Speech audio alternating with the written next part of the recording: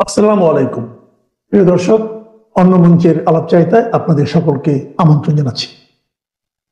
আজ আমাদের সঙ্গে আলোচনার জন্য আমন্ত্রিত অতিথি হিসেবে আছেন এখনকার বিষয় বাংলাদেশ সেনার গোষ্ঠীদ্বন্দ্ব আবার তুঙ্গে উঠেছে।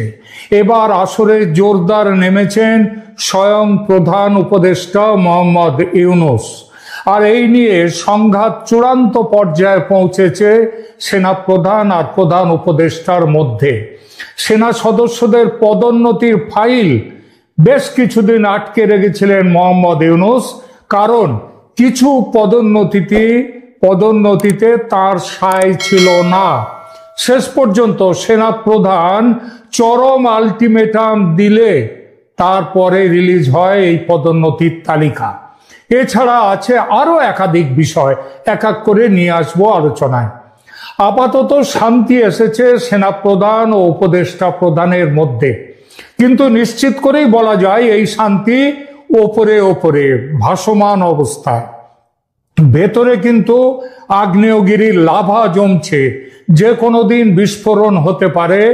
এই বিস্ফোরণে কার বিদায় হবে, ওয়াকার না ইউনূস, সেটা জানা যাবে আগ্নেয়গিরির লাভা জ্বালামুখ থেকে বিস্ফোরণের পর বেরিয়ে আসার পরে। তবে এটাও ঠিক, সেই চূড়ান্ত বিস্ফোরণের দিন আর কিন্তু খুব দূরে নেই। আমেরিকার মদতপুষ্ট গোষ্ঠী শেষ শোডাউনের জন্য যেমন তৈরি হচ্ছে, তেমনি চীন, রাশিয়া, ভারতের মদতপুষ্ট অন্য পক্ষও তৈরি হচ্ছে চূড়ান্ত শোডাউনের জন্য। দুপক্ষই নিজেদের অস্ত্রাগারে নতুন করে অস্ত্রসজ্জা করছে, আর এর মধ্যে বিভক্ত হয়েছে দেশের সেনাবাহিনী। খবর এসেছে বাংলাদেশ সেনাবাহিনীর মধ্যে একটা আলাদা রেভলিউশনারি গার্ড বাহিনী তৈরি করার পরিকল্পনা করেছে পাকিস্তানের গোয়েন্দা সংস্থা আইএসআই। তারা অবশ্যই একা নয়, সঙ্গে আছে আমেরিকার সিআইএ, এবং এই পরিকল্পনায় তারা অন্তর্ভুক্ত করে নিয়েছে বিএনপির তারেক রহমানকে। অতি সম্প্রতি কুমিল্লা ক্যান্টনমেন্টে দুজন সেনাকে এজন্য আটক করা হয়েছে বলে সংবাদ। এটা কোনো বিচ্ছিন্ন ঘটনা নয়, সবটাই পরিকল্পনা মাফিক। বাংলাদেশ সেনাবাহিনীতে বর্তমানে গুরুতর অভ্যন্তরীণ দ্বন্দ্ব চলছে। 2024 সালে শেখ হাসিনার পতনের পর থেকে সামরিক বাহিনীর মধ্যে বিভিন্ন গোষ্ঠীর ক্ষমতার লড়াই শুরু হয়েছে, এবং যত দিন যাচ্ছে তত এই লড়াই বাড়ছে। কেননা এই গোষ্ঠী দ্বন্দ্বের পেছনে আছে বহির্বিশ্বের বিভিন্ন পরাশক্তির সমর্থন। এখন এমন অবস্থা, এই পরাশক্তিদের লড়াই আরো অদৃশ্য নয়। কারা করছেন লড়াই, কাদের বিরুদ্ধে, আসুন দেখা যাক। সেনাপ্রধান জেনারেল ওয়াকার উজ্জামানের গ্রুপ নিয়ে প্রথমে আলোচনা শুরু করি। সেনাপ্রধান জেনারেল ওয়াকার উজ্জামান বর্তমানে সেনাবাহিনীর নিয়ন্ত্রণে রয়েছেন। তিনি আওয়ামী লীগ পন্থী নন। এতদিন তার সমর্থন ছিল আমেরিকা ও পাকিস্তানের প্রশ্রয়পুষ্ট ইউনূস, জামাত ও ছাত্র শক্তির পক্ষে। কিন্তু বর্তমানে পরিবর্তিত ভূ রাজনৈতিক পরিস্থিতিতে তিনি তার অবস্থান পাল্টে নিতে শুরু করেছেন। এই পাল্টানোর প্রক্রিয়া এখনো সম্পূর্ণ হয়নি বটে, তবে শুরু হয়েছে বেশ ভালোভাবেই। এতদিন ওয়াকারুজ্জামান অনেকটাই ভারত বিরোধী ছিলেন, সেই সঙ্গে ছিলেন পাকিস্তান ও ইসলামপন্থী। একের পর এক পাকিস্তানের আইএসআই এর পক্ষ থেকে সেনা অফিসারদের দল বাংলাদেশ সফরে আসছেন, আর বাংলাদেশের সেনা অফিসাররা পাকিস্তানে যাচ্ছেন। কিন্তু সেনাপ্রধান কিছু জানতেন না। এটা কি পাগলেও বিশ্বাস করতে পারে? তিনি পাকিস্তানপন্থী এবং ইসলামপন্থী, সেখান থেকে সরে আসার যে ইঙ্গিত দেখা যাচ্ছে এখন, সেটা স্পষ্টতই পরাশক্তিদের নতুন মেরুকরণের প্রেক্ষিতে। দ্রুত নির্বাচনের পক্ষে অবস্থান নিয়েছিলেন একসময় ওয়াকার সাহেব। জামাত, পাকিস্তান ও স্বয়ং ইউনূস সংস্কারের আগে নির্বাচন অনুষ্ঠানের ঘোর বিরোধী। এখন মাঠ ও মাঠের খেলোয়াড়রা দল পরিবর্তন করেছে। আমেরিকার চাপে ইউনূস এবং পাকিস্তান আওয়ামী লীগকে বাদ দিয়ে দ্রুত নির্বাচনের পক্ষে। জামাত বিরোধিতা করছে বটে, তবে ঠিক সময়ে বিএনপির পাশে এসে দাঁড়াবে বলেই বিশ্বাস। অর্থাৎ ফেব্রুয়ারির নির্বাচনে অংশ নেবে তারা এবং বিএনপির সঙ্গে একই মন্ত্রিসভায় থাকবে। দেখে নেবেন, ভারত, চীন, রাশিয়া ত্রিশক্তি জোট বলে দিয়েছে ভোট হোক, আপত্তি নেই, তবে ভোট হতে হবে আওয়ামী লীগ ও তার 14 দলের জোটকে নিয়ে, তা না হলে ভোট হবে না। এই বার্তা বেশ কড়া করে পৌঁছে দেওয়া হয়েছে সেনাপ্রধান ওয়াকারুজ্জামানকে। তিনি আবার এই বার্তা পৌঁছে দিয়েছেন প্রধান উপদেষ্টা এবং দেশের রাষ্ট্রপতিকে। এই ব্যাপার নিয়ে তিনি আলোচনাও করেছেন প্রধান বিচারপতির সঙ্গে। তবে ভেতরে ভেতরে চেষ্টা করছেন ইউনূস ও ওয়াকারুজ্জামান, কিন্তু সামনাসামনি কিচ্ছু বলছেন না। এই মুহূর্তে প্রায় মৌন আছেন নির্বাচন নিয়ে। তবে ওই যে বললাম, ভেতরে ভেতরে চেষ্টা করছেন যাতে আওয়ামী লীগ ও তার জোটকে নির্বাচনের ময়দানে অন্তর্ভুক্ত করা যায়। এটা স্পষ্টতই ভারত, চীন, রাশিয়ার চাপে।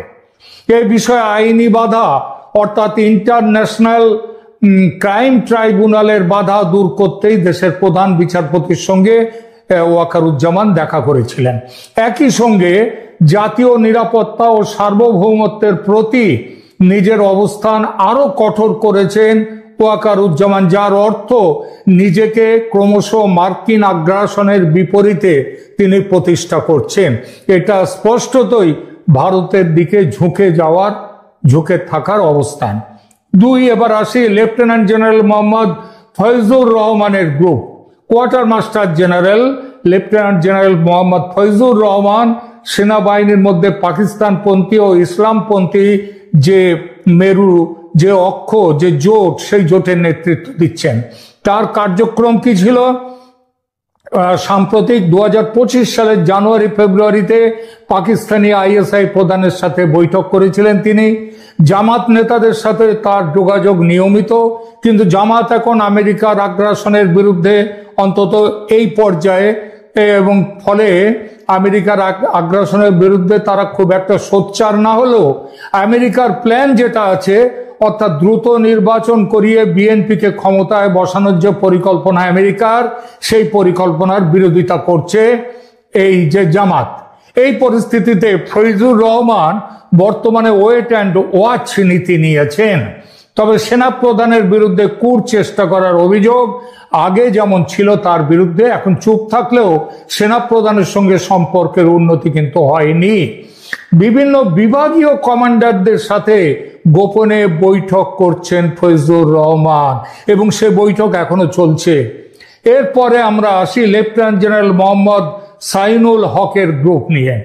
জাতীয় প্রতিরক্ষা কলেজের commandant lieutenant general Mohammad Zainul হক আওয়ামী লীগপন্থী শাখার নেতৃত্ব দিচ্ছেন। তার সমর্থনে রয়েছেন মেজর জেনারেল মোহাম্মদ মঈন খান, নবম ডিভিশন। অবশ্য আগস্টে অবসর নিয়েছেন মঈন খান। আওয়ামী লীগের প্রতি অনুগত অন্যান্য সেনা সদস্য অফিসারদের সাথে যোগাযোগ রাখছেন, তাদের নিয়ে গোষ্ঠী তৈরি করেছেন এই সাইনুল হক লেফটেন্যান্ট জেনারেল। সাইনুল হকের যে আওয়ামী লীগপন্থী গ্রুপের বাংলাদেশের সেনাবাহিনীর রাজনীতিতে লেফটেন্যান্ট জেনারেল মোহাম্মদ সাইনুল হক এবং তার আওয়ামী লীগপন্থী গোষ্ঠীর কার্যক্রম বিশেষ গুরুত্ব বহন করে। 2025 সালে তাদের বিভিন্ন রাজনৈতিক ও প্রাতিষ্ঠানিক কর্মকাণ্ড পর্যালোচনা করলে একটা জটিল চিত্র ফুটে ওঠে। এই কথাটা একটু এখানে বলার দরকার আছে, কেন জটিল। লেফটেন্যান্ট জেনারেল মোহাম্মদ সাইনুল হক বর্তমানে জাতীয় প্রতিরক্ষা কলেজের কমান্ড্যান্ট। তিনি 1989 সালের জুলাইতে পদাতিক বাহিনীতে কমিশন লাভ করেন এবং সোর্ড অফ অনার এই উপাধিতে ভূষিত হন। তার প্রধান মিত্র হলেন মেজর জেনারেল মোহাম্মদ মঈন খান, যিনি নবম পদাতিক ডিভিশনের জিওসি হিসেবে দায়িত্ব পালন করেছেন। নবম পদাতিক ডিভিশনকে বাংলাদেশ সেনাবাহিনীর সবচেয়ে শক্তিশালী ডিভিশন হিসেবে বিবেচনা করা হয়। 2025 সালে সাইনুল হক জাতীয় প্রতিরক্ষা কলেজে দুটি গুরুত্বপূর্ণ ক্যাপস্টোন কোর্স পরিচালনা করেছেন। এপ্রিল মে মানে 2025-এর 20 এপ্রিল থেকে 8 মে পর্যন্ত 3 সপ্তাহের কৌশলগত নেতৃত্ব কর্মসূচি তিনি করেছেন। 2025-এর 13 জুলাই থেকে 31 জুলাই পর্যন্ত দেশের 45 জন বিশিষ্ট ব্যক্তির অংশগ্রহণে তিনি একটি সম্মেলন করেন। এই কোর্সগুলোতে সম্মেলনে উচ্চপদস্থ সামরিক কর্মকর্তা, বেসামরিক আমলা, বিচারক, একাডেমিক, কূটনীতিবিদ এবং কর্পোরেট নেতৃবৃন্দ অংশগ্রহণ করেছেন। শাহিনুল হক 2025 সালে বিভিন্ন আন্তর্জাতিক কার্যক্রমেও অংশ নিয়েছেন। আগস্ট 2025-এ শ্রীলঙ্কার হাই কমিশনের সাথে বৈঠক করেছেন এবং জাতীয় প্রতিরক্ষা কোর্সে বক্তব্য প্রদান করেন। সেপ্টেম্বর 2024-এ বাংলাদেশ জাতীয় প্রতিরক্ষা কলেজের প্রতিনিধি দলের নেতৃত্বে শ্রীলঙ্কা নৌবাহিনী সদর দপ্তর তিনি সফর করেছিলেন। 2025 সালের মার্চ মাসে একটি গুরুত্বপূর্ণ ঘটনা ঘটে, তার উল্লেখ করব। যখন ছাত্রনেতা হাসনাত আব্দুল্লাহ অভিযোগ করেন যে সেনাবাহিনী তাকে পরিচালিত আওয়ামী লীগ গ্রহণের জন্য চাপ দিয়েছে। এই পরিকল্পনা ছিল শেখ হাসিনা ছাড়া আওয়ামী লীগের দ্বিতীয় সারির কেউ নেতৃত্ব গ্রহণ করলে তার বিরোধিতা হবে না। শিরিন শারমিন চৌধুরী এবং ফজলুর রহমান তাপসের মতো নেতৃবৃন্দ যদি দলীয় নেতৃত্ব নেয় তার বিরোধিতা হবে না। একটি দুর্বল আওয়ামী লীগকে বিরোধী দল হিসেবে রাখার প্রস্তাব। জানা যায় এই প্রস্তাব দিয়ে আওয়ামী লীগের প্রতি বিদ্বেষের মনোভাব অন্তত প্রাথমিকভাবে কমিয়ে দেওয়ার প্ল্যান ছিল শাহিনুল হকের, এবং তারপরে এই প্ল্যান গৃহীত হলে পরবর্তী পর্যায়ে শেখ হাসিনা এবং অন্যান্য তাদেরকে ফিরিয়ে নিয়ে আসার এবং তাদেরকে নির্বাচনের ব্যাপারে অংশগ্রহণের অনুমতি দেওয়ার ব্যবস্থা তার করবার প্ল্যান ছিল। 2025 সালের 10 মে আওয়ামী লীগ নিষিদ্ধ করার পর শাহিনুল হকের গোষ্ঠীর প্রতিক্রিয়া বিশেষ তাৎপর্য বহন করে। বিভিন্ন সূত্র থেকে জানা যাচ্ছে যে সেনাপ্রধান ওয়াকারুজ্জামান দ্রুত নির্বাচনের পক্ষে অবস্থান নিয়েছেন শাহিনুল হকের চাপেই। আওয়ামী লীগপন্থী কর্মকর্তারা নিষেধাজ্ঞার বিরুদ্ধে প্রতিরোধ গড়ে তুলেছেন শাহিনুল হকের জন্য। তবে মেজর জেনারেল মঈন খানের নেতৃত্বে 9ম পদাতিক ডিভিশন বিভিন্ন গুরুত্বপূর্ণ কার্যক্রম পরিচালনা করেছে, যার মধ্যে অনেকটা হচ্ছে গার্মেন্ট শিল্পকে নিরাপত্তা দেওয়ার ব্যবস্থাটা পুরোপুরি এরাই করেছে। 2025 সালের আগস্টে মেজর জেনারেল মঈন খান অবসর গ্রহণ করেন এবং মেজর জেনারেল SM আসাদুল হক নতুন জিওসি হিসেবে দায়িত্ব গ্রহণ করেন। এই পরিবর্তন আওয়ামী লীগপন্থী গোষ্ঠীর প্রভাব কিছুটা কমিয়ে আনতে পারে। তো এরপরে জাতীয় প্রতিরক্ষা কলেজের কমান্ড্যান্ট হিসেবে শাহিনুল হক অনেক প্রাতিষ্ঠানিক কার্যক্রম করেছেন, যেটা আওয়ামী লীগপন্থী গোষ্ঠীদেরকে অনেকভাবে উজ্জীবিত করেছে। সম্প্রতি ভারতের ভূমিকা আওয়ামী লীগের পক্ষে আরো স্পষ্টভাবে নিয়ে আসায় এই শাহিনুল হক গোষ্ঠী নতুন করে শক্তি পেয়েছে। তাছাড়া তো বোঝাই যায় জাতীয় প্রতিরক্ষা কলেজের মতো গুরুত্বপূর্ণ প্রতিষ্ঠানের নিয়ন্ত্রণ এবং কৌশলগত শিক্ষার ক্ষেত্রে তার অবস্থান এখনো তাৎপর্যপূর্ণ। এরপরে আমরা আসি মেজর জেনারেল, বর্তমানে লেফটেন্যান্ট জেনারেল SM কামরুল হাসানের গ্রুপ নিয়ে। বাংলাদেশ সেনাবাহিনীর আভ্যন্তরীণ দ্বন্দ্বে lieutenant general SM Kamrul Hasan একটি অত্যন্ত গুরুত্বপূর্ণ ও বিতর্কিত ব্যক্তিত্ব। তিনি সশস্ত্র বাহিনী বিভাগের প্রধান স্টাফ অফিসার PSO হিসেবে দায়িত্ব পালন করছেন এবং মূলত মোহাম্মদ ইউনূসের প্রক্সি হিসেবে কাজ করছেন বলে অভিযোগ তার বিরুদ্ধে। লেফটেন্যান্ট জেনারেল কামরুল হাসান 2024 সালের 22 আগস্ট সশস্ত্র বাহিনী বিভাগের 17তম প্রধান স্টাফ অফিসার হিসেবে দায়িত্ব গ্রহণ করেন। তার নিয়োগ অনুষ্ঠানে কারা কারা উপস্থিত ছিলেন দেখুন।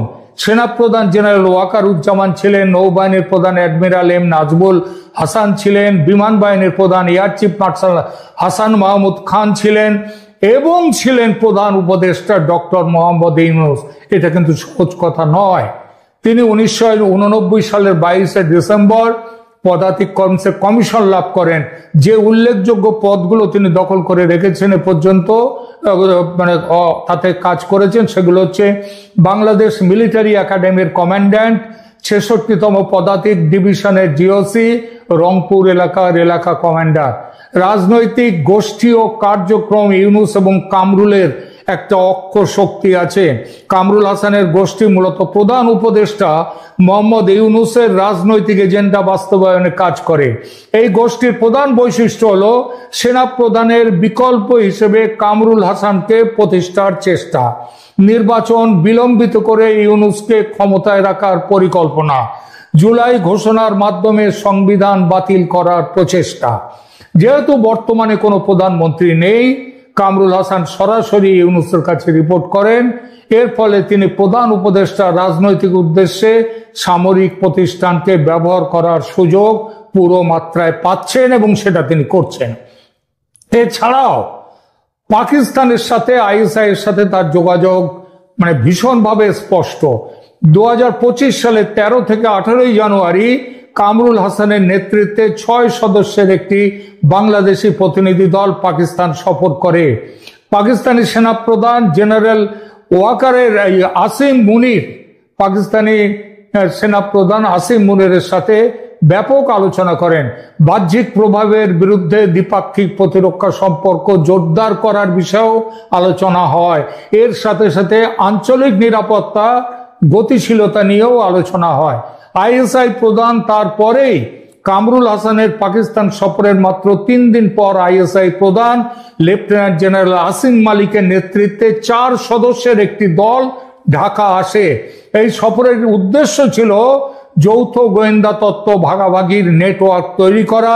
প্রায় 2 দশকের মধ্যে আইএসআই এর প্রথম আনুষ্ঠানিক সফরে যতটা সম্ভব তাদেরকে বাংলাদেশের সাথে যুক্ত করা, বাংলাদেশের সামরিক ক্ষমতা ও প্রস্তুতি, সামরিক ক্ষমতা এবং কি প্রস্তুতি আছে সেই বিষয়ে তথ্য দেয়া নেয়া। কামরুল হাসান বেশ কয়েকবার সেনা প্রধানের পূর্ব অনুমতি ছাড়াই মার্কিন কূটনীতিকদের সাথে বৈঠক করেছেন। 2025 মে মাসে চার্লস ড্যাফেয়ার, ট্রেসি এন জ্যাকবসনের সাথে একাধিকবার বৈঠক করেছেন। মানবিক করিডর প্রস্তাব নিয়ে তিনি মার্কিন কূটনীতিকদের সাথে মিয়ানমারে মানবিক সহায়তার করিডর স্থাপনে আলোচনা এবং সহায়তার কাজটা তিনি দেখছেন। আরাকান আর্মিকে সহায়তা দেওয়ার ব্যাপারে তাদের এই ইস্যুর নাম করে আরাকান আর্মিকে সরবরাহ ও লজিস্টিক সাহায্য দেওয়ার ব্যাপারেও তার ভূমিকা। সেনাপ্রধানের সাথে ইতিপূর্বে কামরুল হাসানের দ্বন্দ্ব হয়েছিল। তার পরিপ্রেক্ষিতে ওয়াকারুজ্জামান কামরুল হাসানকে অপসারণের নির্দেশ দিয়েছিলেন, কিন্তু প্রধান উপদেষ্টা সেই নির্দেশ ব্লক করে দেন। এর ফলে সেনাপ্রধান ও ইউনূসের মধ্যে সম্পর্কের অবনতি হয়। এছাড়া নৌবাহিনী ও বিমান বাহিনী প্রধানের সেনাপ্রধানের পক্ষে অবস্থান নিয়েও ইউনূসের সাথে দ্বন্দ্ব বেঁধেছে। আর এর ফলে কামরুল হাসানকে ভবিষ্যৎ সেনাপ্রধান হিসেবে প্রতিষ্ঠার চেষ্টা করছে ইউনূস সরকার। এর জন্য তাদের পরিকল্পনা হচ্ছে জুলাই ঘোষণার মাধ্যমে 1972 সালের সংবিধান বাতিল, রাষ্ট্রপতিকে পদত্যাগে বাধ্য করা, নির্বাচন ছাড়াই দীর্ঘমেয়াদে ক্ষমতায় থাকা। কিন্তু সাম্প্রতিক যে ফেব্রুয়ারি 2025 ইন্দোনেশিয়ায় জাতিসংঘ শান্তিরক্ষা মন্ত্রী পর্যায়ের সম্মেলনে অংশগ্রহণ করেছিলেন কামরুল হাসান। থাইল্যান্ডে Indo Pacific chiefs of defence কনফারেন্সে অংশগ্রহণ করেছিলেন আগস্ট 2025। এছাড়া বিভিন্ন দেশের প্রতিরক্ষা সংযুক্ত ও কূটনীতিকদের সাথে নিয়মিত বৈঠক করেন কামরুল হাসান। কামরুল হাসান জাতীয় নিরাপত্তা উপদেষ্টা খলিলুর রহমানের সাথে নিয়মিত বৈঠক করে তাদের মধ্যে এবং ইউনূসকে নিয়ে একটা ঐক্য শক্তি তৈরি করেছে এবং তার ফলে কক্সবাজার এলাকায় ঘন ঘন সফর করেন, মার্কিন কূটনীতিকদের সাথে সমন্বয় করেন। কামরুল হাসান বর্তমানে বাংলাদেশ সেনাবাহিনীর মধ্যে ইউনূস সমর্থক গোষ্ঠীর প্রধান নেতা। আর কামরুল হাসানের কার্যক্রম সেটা সেনাবাহিনীতে গুরুতর বিভাজন সৃষ্টি করেছে, বিশেষত পেশাদার সামরিক অফিসারদের মধ্যে। সেনাপ্রধানের কর্তৃত্বকে তিনি চ্যালেঞ্জ করেন। রাজনৈতিক উদ্দেশ্যে সামরিক প্রতিষ্ঠানের অপব্যবহার কামরুল হাসান করছে। Lieutenant general SM. কামরুল হাসানের গোষ্ঠী বাংলাদেশ সেনাবাহিনীর আভ্যন্তরীণ দ্বন্দ্বে একটি অত্যন্ত বিতর্কিত ও প্রভাবশালী ভূমিকা পালন করছে, মূলত ইউনূস সরকারের ইউনূসের প্রতিনিধি হয়ে। এছাড়া পাকিস্তানের আইএসআই এর ভূমিকা ও গোয়েন্দা কর্মকাণ্ডও মনে রাখার মতো। পাকিস্তানের আইএসআই বাংলাদেশ সেনাবাহিনীতে প্রভাব বিস্তারের জন্য ব্যাপক তৎপরতা চালাচ্ছে। 2025 সালের জানুয়ারিতে আইএসআই প্রধান লেফটেন্যান্ট জেনারেল আসিম মালিক ঢাকা সফর করেছিলেন। এরপরে তারা তো কিভাবে কি হচ্ছে সেটা আপনারা সবাই জানেন। এরপরে আসছে, সব শেষে বলি, বিপ্লবী গার্ড বাহিনীর পরিকল্পনা, যেটা দিয়ে শুরু করেছিলাম আলোচনা। আইএসআই বিভিন্ন রিপোর্ট অনুযায়ী আইএসআই এবং তারেক রহমানের বিপ্লবী গার্ড বাহিনী গঠনের পরিকল্পনা রয়েছে সেনাবাহিনীর মধ্যে, যা 1970 সালের জাতীয় রক্ষী বাহিনীর অনুরূপ হতে পারে পাকিস্তানের আদলে। নিঃসন্দেহে বাংলাদেশ সেনাবাহিনীর অভ্যন্তরীণ দ্বন্দ্ব দক্ষিণ এশিয়ার ভূ রাজনৈতিক ভারসাম্যে প্রভাব ফেলছে। বিশ্লেষকদের মতে বাংলাদেশে 3টি প্রধান সম্ভাবনা রয়েছে। তার অন্যতম এখন যেখানটায় আসছে সেটা হচ্ছে সামরিক অভ্যুত্থানের যে সন্দেহ, সেটা কিন্তু করা যায় না, অস্বীকার করা যায় না। আলোচনা শেষ করি এবার। বাংলাদেশ সেনাবাহিনীর অভ্যন্তরীণ দ্বন্দ্ব বর্তমানে একটি গুরুতর পর্যায়ে রয়েছে। 3টি মূল ক্ষমতার কেন্দ্রের মধ্যে দ্বন্দ্ব, পাকিস্তান আইএসআই এর হস্তক্ষেপ এবং রাজনৈতিক অনিশ্চয়তা মিলে একটি জটিল পরিস্থিতির সৃষ্টি করেছে। সেনাপ্রধান জেনারেল ওয়াকারুজ্জামান যদিও বর্তমানে নিয়ন্ত্রণে রয়েছেন, কিন্তু পাকিস্তানপন্থী ও আওয়ামী লীগপন্থী গোষ্ঠীর চাপ তার অবস্থানকে চ্যালেঞ্জের মুখে ফেলেছে। এই পরিস্থিতির সমাধান বাংলাদেশের ভবিষ্যৎ রাজনৈতিক দিক নির্দেশনা এবং আঞ্চলিক স্থিতিশীলতার জন্য